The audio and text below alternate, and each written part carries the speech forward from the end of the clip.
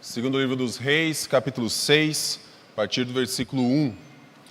Damos continuidade à série de mensagens intitulada Eliseu, o discípulo de Elias, onde nós estamos considerando como Eliseu faz diversos movimentos dentro do seu ministério, se colocando diante de diferentes pessoas, para que assim o Senhor seja reconhecido como soberano na vida destas pessoas, por meio desse que é constantemente chamado de o homem de Deus.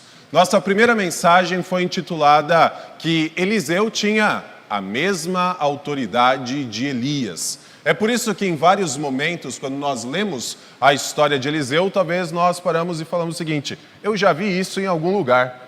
Muitas histórias que se passam com Eliseu se passaram de forma bastante semelhantes, não as histórias, mas alguns eventos, como na vida de Elias. Então nós vemos, por exemplo, aqui, Eliseu vai fazer um machado se levantar do fundo de um mar, do fundo de um rio. Antes nós enxergamos Elias fazendo com que um pedaço de madeira o fizesse. Em um momento, nós vemos Eliseu suprindo as necessidades de uma viúva, assim como Elias também fez algo semelhante. Isso tudo é para mostrar como Eliseu possui a mesma autoridade de Elias. E nós, como discípulos de Cristo, temos a mesma autoridade que o nosso Senhor, razão pela qual o Senhor nos envia pelo mundo para fazermos discípulos dele. E com este texto eu quero que nós saiamos daqui entendendo o seguinte: para o povo de Deus, toda oportunidade, quer ela se pareça uma oportunidade clara ou não tão clara assim, é o momento de testemunharmos a respeito do nosso Senhor. Quer essa oportunidade seja completamente favorável ou aos nossos olhos não pareça, é uma oportunidade de testemunharmos a respeito do nosso Senhor. Por isso convido você a acompanhar a leitura a partir do versículo 1 deste capítulo 6. Os discípulos dos profetas disseram a Eliseu: eis que o lugar em que moramos com você é pequeno demais para nós. Vamos até o Jordão, tomemos de lá cada um de nós uma viga e construamos um lugar para morar. Ele respondeu: vão. Mas um deles disse: tenha a bondade de ir com estes seus servos. Eliseu disse: eu irei. E foi com eles. Quando chegaram ao Jordão, cortaram madeira. Aconteceu que enquanto um deles derrubava um tronco, o machado caiu na água. Ele gritou: ai, meu senhor, o machado era emprestado. O homem de Deus perguntou: onde caiu? Ele mostrou-lhe o lugar. Então Eliseu cortou um galho, jogou-o na água naquele lugar e fez o ferro flutuar. Então disse: pegue-o. O homem estendeu a mão e o pegou. O rei da Síria estava em guerra contra Israel e em conselho com os seus oficiais disse: em tal e tal lugar estará o meu acampamento. Mas o homem de Deus mandou dizer ao rei de Israel: evite passar por tal lugar, porque os sírios estão descendo para ali. O rei de Israel enviou tropas ao lugar de que o homem de Deus lhe havia falado e de que o tinha avisado, e assim se salvou mais do que uma ou duas vezes. O rei da Síria ficou angustiado com este incidente. Então chamou os seus servos e perguntou: vocês não vão me dizer quem dos nossos está ao lado do rei de Israel? Um dos servos respondeu: ninguém, ó rei, meu senhor. Mas o profeta Eliseu, que está em Israel, conta ao rei de Israel as palavras que o Senhor fala no seu quarto de dormir. Então o rei disse: vão e descubram onde ele está, para que eu mande prendê-lo. E contaram ao rei: eis que ele está em Dotã. Então o rei enviou para lá cavalos, carros de guerra e um grande exército. Eles chegaram de noite e cercaram a cidade. O servo do homem de Deus levantou-se bem cedo e, ao sair, eis que tropas, cavalos e carros de guerra haviam cercado a cidade. Então o moço disse a Eliseu: ai, meu senhor, que faremos? Ele respondeu: não tenha medo, porque são mais os que estão conosco do que os que estão com eles. E Eliseu orou e disse: Senhor, peço-te que abra os olhos dele para que veja. O Senhor abriu os olhos do moço e ele viu que o monte estava cheio de cavalos e carros de fogo ao redor de Eliseu. E quando os sírios desceram contra ele, Eliseu orou ao Senhor e disse: peço-te que firas esta gente de cegueira. E ele os feriu de cegueira, conforme a palavra de Eliseu. Então Eliseu lhes disse: não é este o caminho, nem esta a cidade. Sigam-me e eu os guiarei ao homem que vocês estão procurando. E os guiou à cidade de Samaria.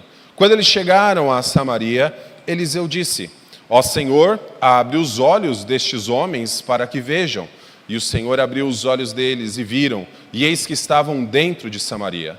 Quando o rei de Israel os viu, perguntou a Eliseu: meu pai, devo matá-los? Devo matá-los? Ele respondeu: não os mate. Você mataria aqueles que fizesse prisioneiros com a sua espada e o seu arco? Ordena que lhes deem pão e água, para que comam, bebam e voltem para o seu senhor. Então o rei ofereceu-lhes um grande banquete, e comeram e beberam. Ele os despediu e eles voltaram para o seu senhor. E da parte da Síria não houve mais investidas na terra de Israel. Vamos orar?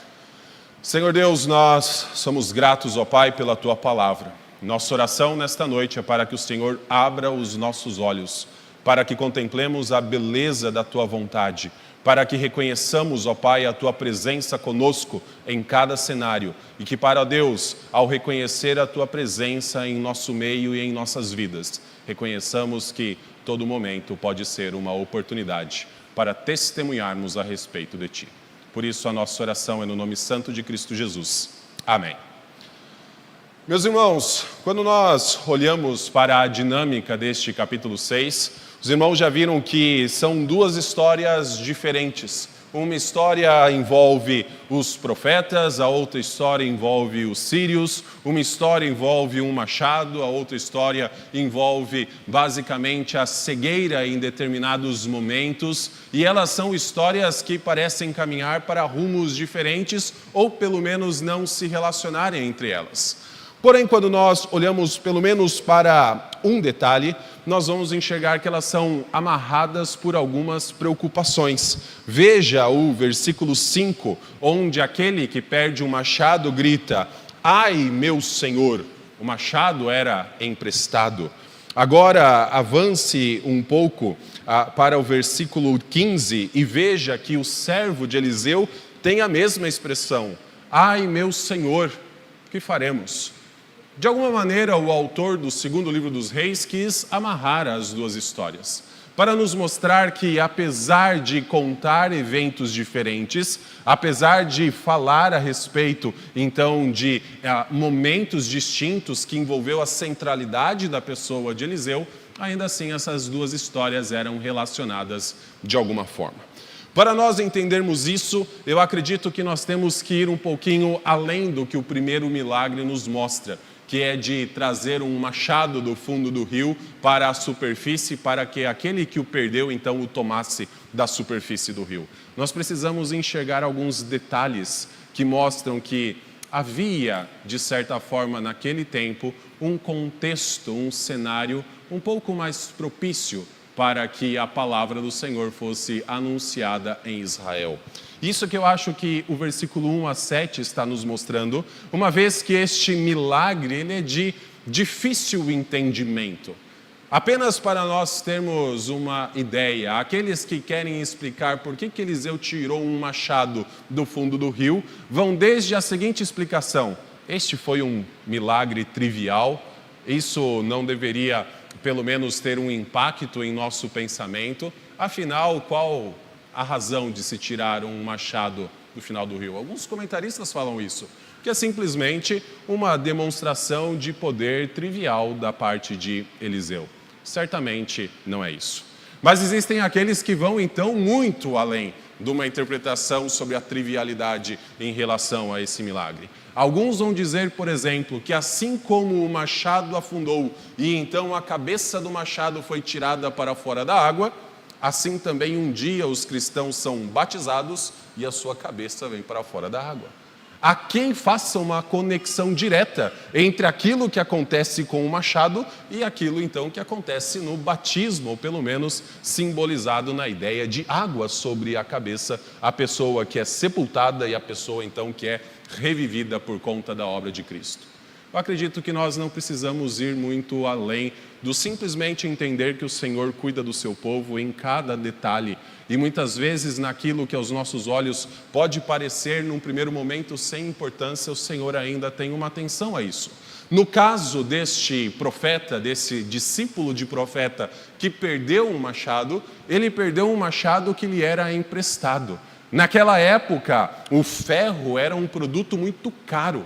Então, se alguém perdesse um produto feito de ferro, certamente o que ia acontecer? Ele precisaria pagar uma dívida muito grande, a ponto de muitas vezes poder ser escravizado por conta de um machado. O Senhor não permitiria que isso acontecesse com um dos seus servos. Por isso nós temos o milagre por intermédio de Eliseu. Mas eu quero destacar outras duas coisas que eu encontro nesses versículos 1 a 7 e que eu acredito que nós podemos olhar para o cenário um pouco maior da história. Primeira está no versículo 1, quando então os discípulos dos profetas falam com Eliseu para eles irem cortarem vigas e então construírem um lugar maior. Vejam o versículo 1. Eis que o lugar em que moramos com você é pequeno demais para nós. Significa que esse grupo estava aumentando. Agora vá para o primeiro livro dos Reis, capítulo 18. Volte algumas páginas, pouquíssimas páginas, você estará no capítulo 18 do primeiro livro dos Reis. Pouco antes daquele famoso episódio de Elias com os profetas de Baal sobre o Monte Carmelo, nós temos a descrição do cenário espiritual de Israel. E no versículo 4 nós temos a seguinte informação: assim, quando Jezabel exterminava os profetas do Senhor, Obadias tomou 100 profetas e em grupos de 50 os escondeu em cavernas e os sustentou com pão e água. Houve um momento em que esses mesmos discípulos que agora estavam pedindo para Eliseu ir até um determinado lugar para então pegar madeira para aumentar a sua casa, estavam habitando em cavernas, porque a situação espiritual de Israel era tal que eles estavam sendo mortos por conta do seu testemunho a respeito do Senhor. O que isso nos mostra? Que há tempos que para o povo de Deus o cenário é extremamente sombrio na história. Esse cenário vivido pelos profetas lá no capítulo 18 do primeiro livro dos Reis, culminou com Elias acreditando que somente ele continuava dobrando os seus joelhos diante do Senhor. Ele enxergou uma cegueira espiritual tal em Israel que ele acreditava que somente ele permanecia fiel ao Senhor na nação que foi chamada para ser povo exclusivo de Deus. Há cenários que às vezes são sombrios, há cenários que às vezes são difíceis, mas há outros momentos em que o Senhor nos coloca em cenários mais tranquilos. A tal ponto dos mesmos profetas que um dia sofriam, precisando morar em cavernas, agora estavam se preocupando com o espaço que tinham. E isso porque o Senhor tirou os pais do rei que reinava na época de Eliseu, que era Acabe e Jezabel. O rei que reinava nesta época de Eliseu era Jeorão. E esses pais que mandavam matar os profetas não existiam mais. Se levantou Jeorão, que não era um rei segundo os padrões do Senhor, certamente também não confiava a sua vida ao Senhor, mas que não perseguia de forma tão intensa quanto Acabe e Jezabel faziam. Há momentos em que o Senhor muda o cenário diante do qual nós estamos. E neste cenário, o povo de Deus é chamado de uma maneira mais fácil, de uma maneira com mais liberdade, de anunciar a respeito do seu Senhor, de falar a respeito da bondade do seu Senhor. Ou então, como nós encontramos aqui neste episódio, de um machado que sai do fundo do rio, mostrar simplesmente que o Senhor cuida da vida do seu povo em todos os detalhes. Meus irmãos, há momentos que são mais propícios para falarmos a respeito de Deus. Esse texto mostra que esse cenário era um cenário mais favorável para o povo de Deus, a tal ponto de profetas do Senhor que antes estavam com suas vidas ameaçadas, conseguirem até mesmo um instrumento bastante caro naquela época emprestado. Quantas vezes nós não somos favorecidos pelos meios que estamos? Às vezes as pessoas não têm a mesma missão que a nossa, não têm a mesma perspectiva de vida a respeito do mundo como nós temos. Mas ainda assim, por meio da instrumentalidade delas, somos favorecidos no ato de pregar a respeito do nosso Senhor. Eles utilizariam um material emprestado para construir a casa onde eles então habitariam, com uma forma um pouco mais ampla, mais tranquila então, para a sua comodidade. O Senhor dá cenários que são mais favoráveis para o povo de Deus. E a razão do Senhor dar estes cenários que são mais favoráveis está a partir do versículo 8.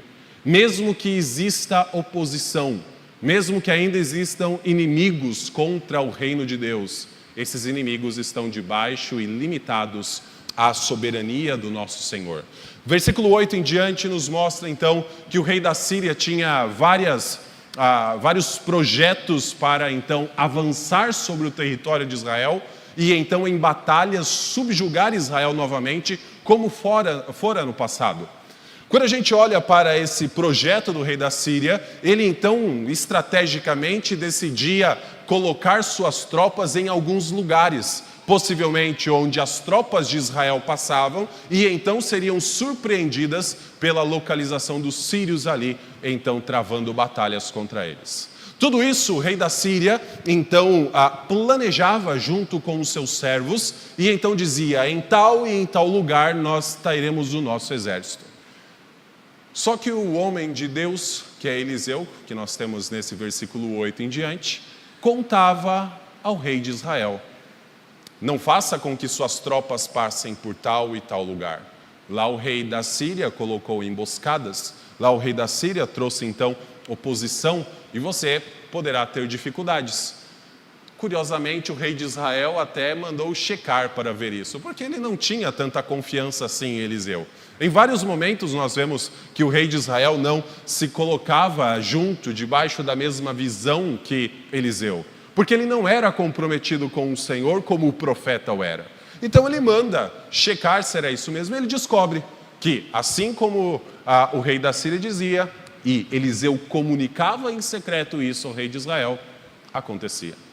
Só que o rei da Síria entendia que dentro do seu próprio palácio, dentro do seu próprio governo, havia um traidor. Ou como nós estamos acostumados nos filmes de espionagem, tem pelo menos um agente duplo nessa história. Alguém que ouve o que o rei da Síria está falando e vai e conta a estratégia para o rei de Israel. Porque a visão do reino inimigo é simplesmente de que tudo o que acontece nesta terra tem fatores e motivações humanas. Não é possível a intervenção do Senhor, não é possível a intervenção de uma força sobrenatural. Muitas vezes as pessoas olham para aquilo que nós testemunhamos e aquilo que nós falamos e simplesmente acham que são palavras de homens. Mas essa história nos mostra que por trás de toda a defesa de Israel estava o homem de Deus.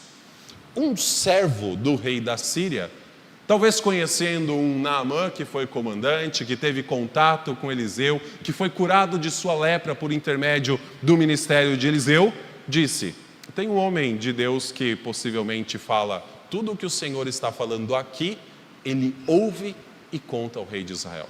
Curiosamente, o versículo 12 fala o seguinte: as palavras que o Senhor, rei da Síria, fala no seu quarto de dormir, as palavras mais secretas possíveis, chegam até os ouvidos do rei de Israel, por intermédio de Eliseu. Então, de uma forma bastante irônica na história, o rei da Síria decide atacar Eliseu. Mas se ele não conseguia atacar Israel, mesmo com a sua estratégia muito bem planejada, o rei de Israel ficava sabendo por intermédio de Eliseu, ele decide atacar o profeta que contava tudo isso ao rei de Israel.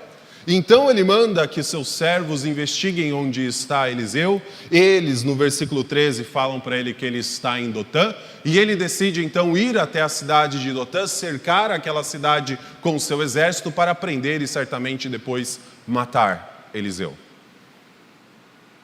Qual é a ironia dessa história?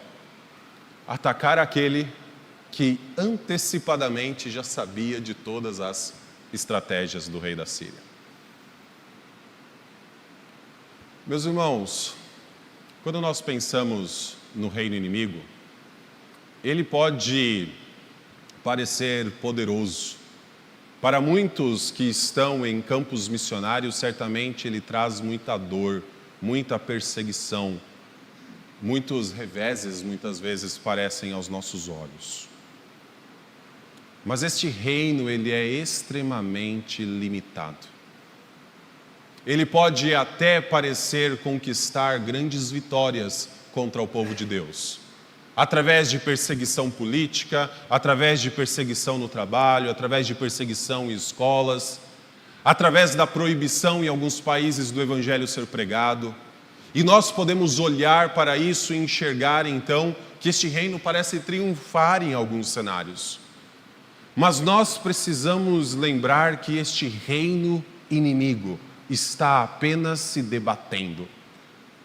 Na cruz de Cristo, esse reino já foi derrotado. O Senhor expôs todo o principado e potestade a público vexame. Eles não conseguem mais atacar o Filho de Deus. Satanás não consegue mais alcançar Jesus Cristo.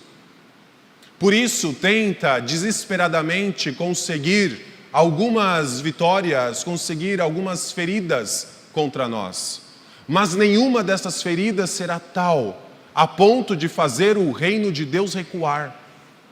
E a razão é porque até mesmo esse reino inimigo está debaixo da soberania de Deus.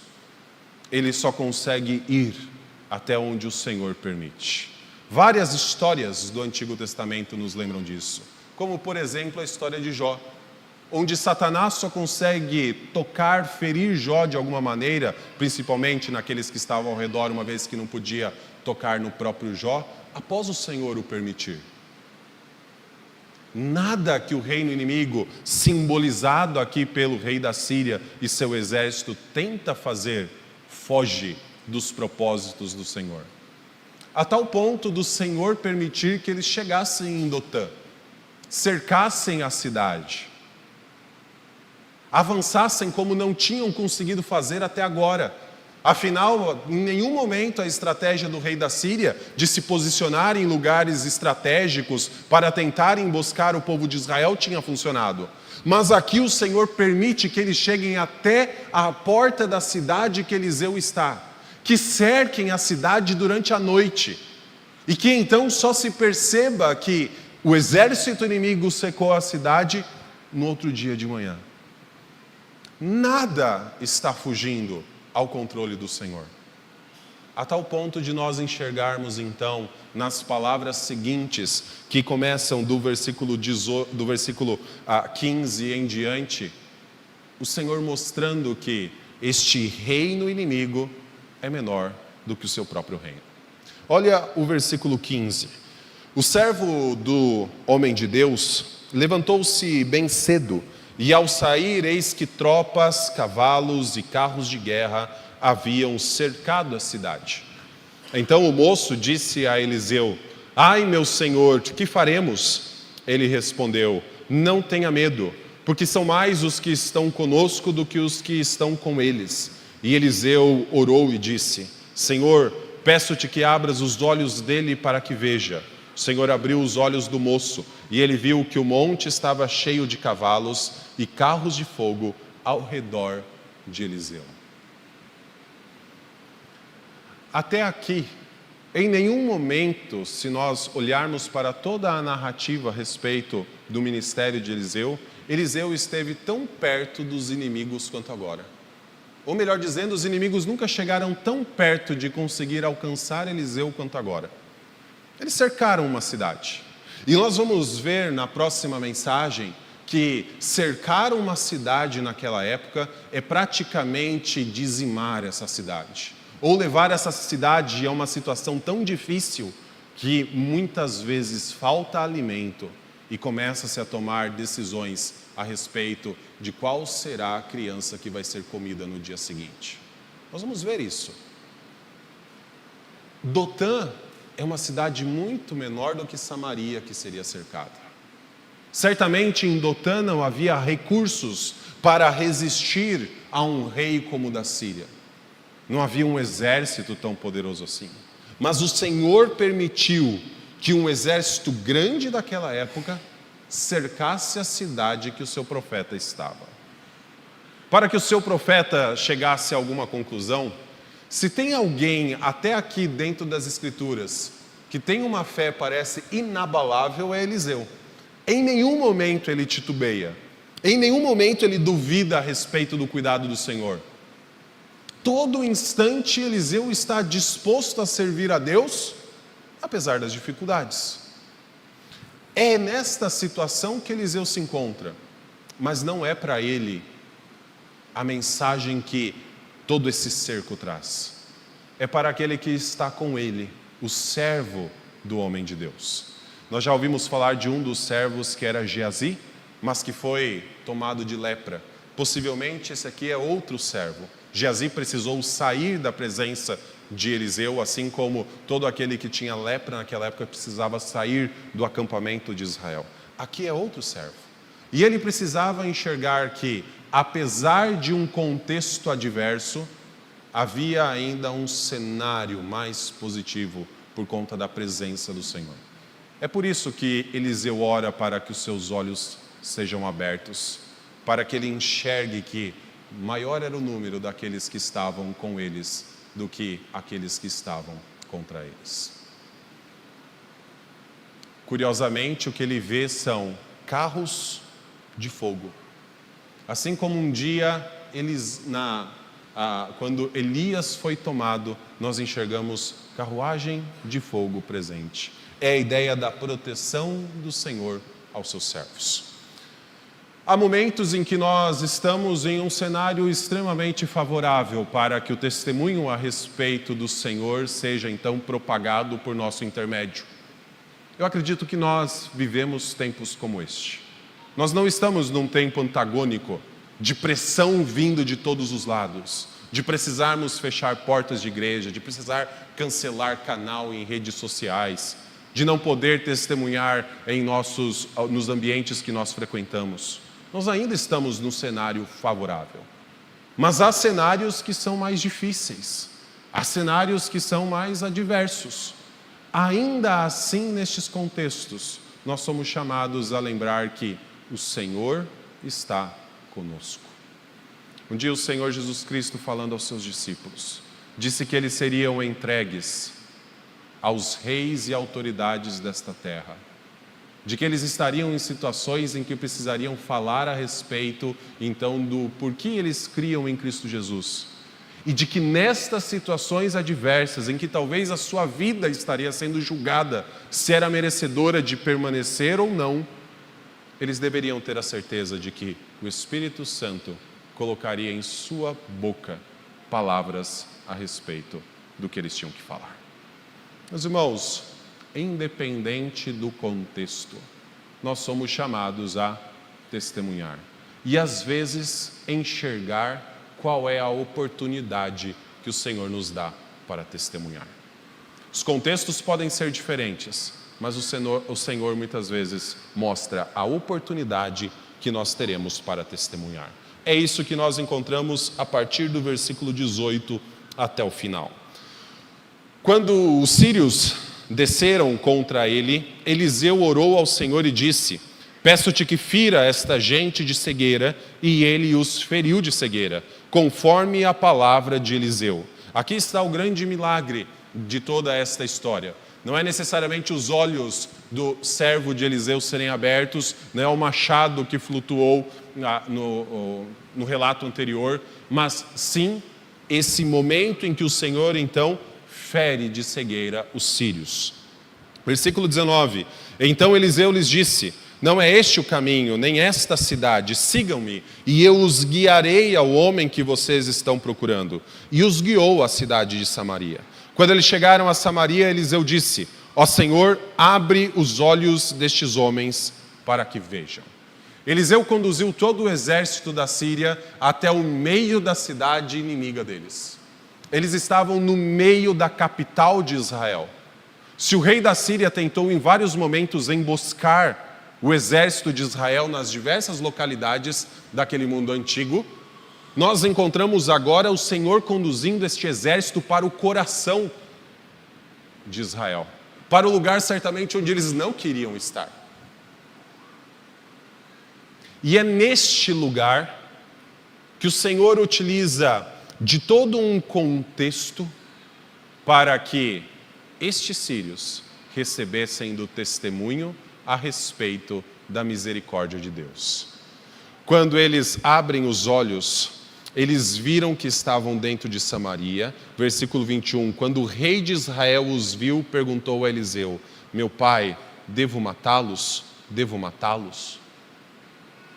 O rei de Israel, assim como lá no episódio com Naamã, ficou preocupado do porquê da presença de um comandante, de um mensageiro diante dele. Aqui está preocupado novamente com questões militares, com questões de proteção nacional. E ele então, diante de um exército inimigo, ele pergunta se seria o melhor matá-los. Mas Eliseu diz que estes inimigos, este exército, não era prisioneiro de guerra do rei de Israel, mas sim prisioneiros do Senhor. Então a tratativa em relação a eles deveria ser a tratativa dada pelo Senhor. Por isso se oferece um banquete, por isso eles comem, e a consequência de tudo isso está no versículo 23. Então o rei ofereceu-lhes um grande banquete, e comeram e beberam. Ele os despediu e eles voltaram para o seu senhor. E da parte da Síria não houve mais investidas na terra de Israel. Uma mudança extraordinária para aqueles que só estavam buscando atacar Israel. Passa-se muito tempo, precisa então se levantar outro rei da Síria para voltar o conflito entre as duas nações. O que esse texto nos mostra?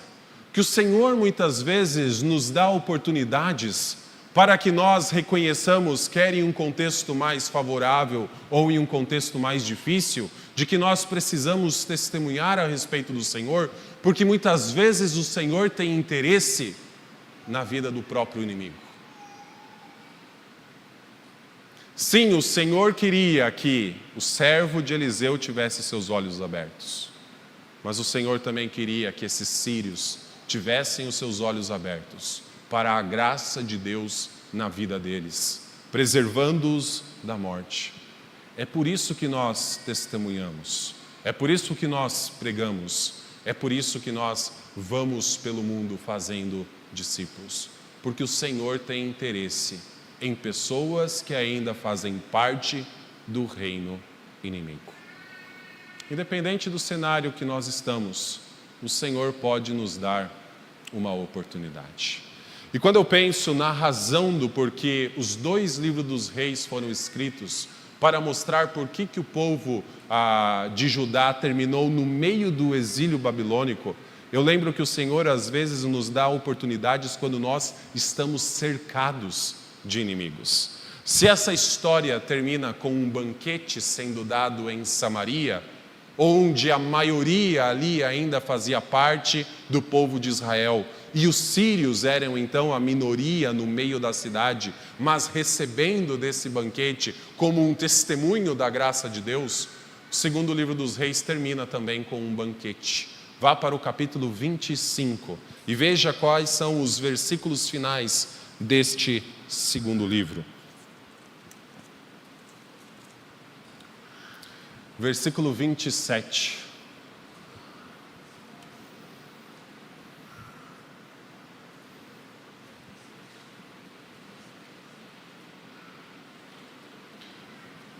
Segundo livro dos Reis, capítulo 25, versículo 27. No 37º ano do cativeiro de Joaquim, rei de Judá, no dia 27 do 12º mês, Evil-Merodach, rei da Babilônia, no ano em que começou a reinar, libertou do cárcere Joaquim, rei de Israel. Falou com ele de modo bondoso e lhe deu um lugar de mais honra do que a dos reis que estavam com ele na Babilônia. Permitiu que ele deixasse de usar as roupas de prisioneiro, e Joaquim passou a comer na presença dele todos os dias da sua vida, e da parte do rei lhe foi dada subsistência vitalícia, uma pensão diária durante todos os dias da sua vida. Sabe quem é Joaquim? É o último rei legítimo do povo de Israel. Todos os outros reis que se levantaram, inclusive Jeorão, que é o rei possivelmente do episódio de Eliseu, não eram reis legítimos. Mas Joaquim era um descendente direto de Davi. E foi o último rei a ter alguma influência sobre o povo de Judá no Antigo Testamento.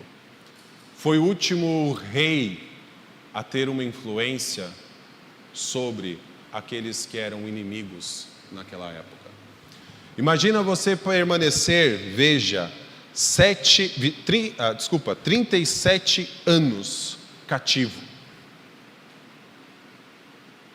E então, somente depois de todo esse tempo, sentar à mesa do rei, de uma linhagem de reis que eram responsáveis pelo seu cativeiro. Imagina passar quase 4 décadas em que você era tratado como um prisioneiro simplesmente. Você era um dos menores dentro de todos aqueles que eram considerados.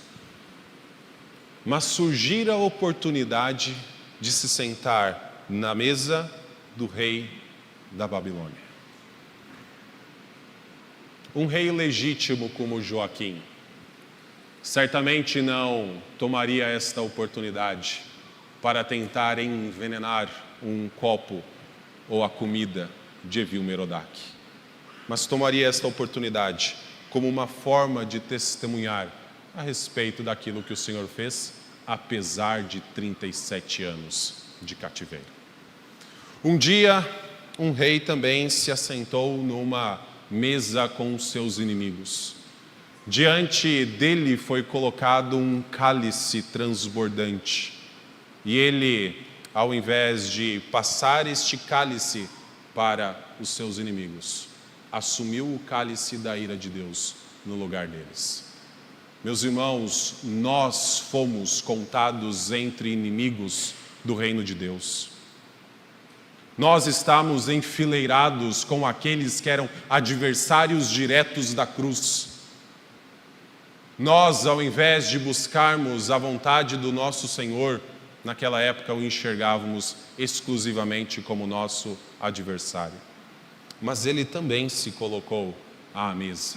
Quando Cristo Jesus subiu num madeiro, foi pendurado nele, ali ele tomou de um cálice que ele tinha pedido para, se possível, o seu Pai passar.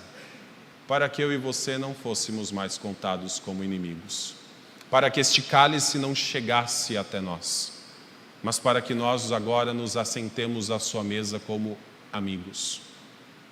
Mas não pensemos exclusivamente em nós. Enxerguemos também aqueles que permanecem em trevas, permanecem enfileirados como inimigos do reino de Deus, e utilizemos de toda a oportunidade que o Senhor nos dá para testemunhar a respeito da graça que foi manifestada em nossa própria vida. Eliseu poderia simplesmente entregar aqueles prisioneiros ao rei de Israel, e o rei de Israel, que não se importava com o Senhor, poderia fazer o que ele quisesse com eles. Mas Eliseu disse que aqueles sírios eram do interesse do Senhor. Por isso, foram despedidos para sua casa depois de um banquete, e nunca mais, na vida deles, atentaram contra o reino de Deus. Porque talvez aconteceu com eles o mesmo que aconteceu com Naamã. Naamã é a história de um indivíduo. Aqui nós temos a história de uma coletividade. O que eu quero que nós saiamos daqui pensando. Gosto muito de falar de contexto. E por mais adverso que os contextos sejam, saiba que maior é o número daqueles que estão conosco do que daqueles que estão contra nós. Não porque nós estamos pensando em números necessariamente, mas porque estamos pensando naquele que está conosco em toda e qualquer situação. Independente do tamanho do inimigo, independente da influência que ele tenha sobre nossa vida, independente do poder que ele tem, talvez, de mudar todo o curso terreno de nossa existência, ainda assim, maior é Deus que está conosco e o seu Espírito que nos habilita até mesmo para falar em momentos adversos do que qualquer cenário que seja construído por aqueles que estão contra nós. E nós somos chamados a talvez reconhecer em que momento nós estamos. Sua vida está num momento favorável? Você tem a liberdade de falar com seus amigos? Você tem a liberdade de falar dentro da sua casa? Tem a liberdade de dizer para os seus pais: eu estou indo à igreja cultuar com os meus irmãos? Faça uso desta liberdade. Faça uso desta oportunidade. Porque, como a história de nossa própria igreja nos mostra, há momentos em que o cenário é mais favorável e há momentos em que o cenário é mais difícil. Quando Cristo Jesus veio na plenitude dos tempos, a partir daquele momento o cristianismo começou a se expandir, até o momento em que o reino inimigo colocou dificuldades. Ser cristão poderia levar muitas pessoas à morte, a serem privadas economicamente, a passarem por dificuldades. Depois, novamente, o cenário ficou favorável. Não em todas as partes do mundo, mas em muito dele. Mas é possível que esse cenário favorável que vivamos hoje passe. O que nós vamos fazer quando os cenários mais difíceis vierem? Eu espero que, ao enxergar quem está conosco, ao crer em quem está ao nosso lado, enxerguemos e busquemos oportunidade também de testemunhar. Pode ser que elas sejam mais raras, pode ser que elas não sejam tão frequentes como nós temos hoje, mas ainda assim seremos chamados a, como servos de Deus, testemunharmos a respeito de Cristo Jesus. Nos preparemos para isso. Vamos orar? Senhor Deus, nós somos gratos, porque o Senhor nos dá a oportunidade de abertamente pregarmos a Tua Palavra. Não apenas aqueles que estão aqui no bairro de Santo Amaro e que estão nesta igreja podem ouvir a respeito da pregação do Evangelho, mas pessoas que estão acompanhando pela internet também o sabem. Podem ouvir a respeito da Tua Palavra. Há outros lugares que isso não é assim. Há momentos em que nossos irmãos passam por extrema dificuldade por conta de sua fé. Senhor, a nossa oração é que o Senhor permaneça mantendo nossos olhos abertos para reconhecer a Tua presença conosco, independente do cenário em que estejamos.